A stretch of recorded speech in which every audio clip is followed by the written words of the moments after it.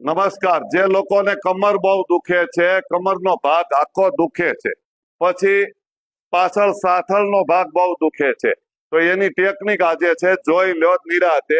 આવું કપડું લેવાનું, ટુવાલ, નેપકિન, કોથળો, ચાદર લેવાય અને આવો રોલ કરવાનો. રોલ એટલો કરવાનો કે જાડું 4-5 આંગળ થાય એટલું જ કરવાનું છે. તકિયો ઓસીકો નથી લેવાનો. આટલું રાખવાનું અને કમરના ભાગ નીચે રાખી દેવાનું. પછી સૂઈ જવાનું. નીચે ટેબલ ઉપર, ખુરશી ઉપર, પલંગ ઉપર સૂઈ શકાય.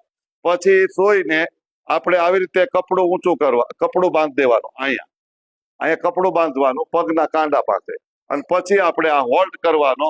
1-અડધી મિનિટ આપણે પગને હોલ્ડ કરીશું, અથવા 30 એકડા ગણીશું. 1 2 3 4 5 6 7 8 9 10 એવી રીતે 30 એકડા ગણીને રાખી શકાય. એવું આપણે અડધી સેકન્ડ આ પગે, 1-અડધી સેકન્ડ આ પગે, સવાર સાંજ તમે કરશો ને, તો તમારો કમરનો અને આ સાથળનો ભાગ અને આ પિંડીનો ભાગ દુખે છે એ 100% બંધ થઈ જશે.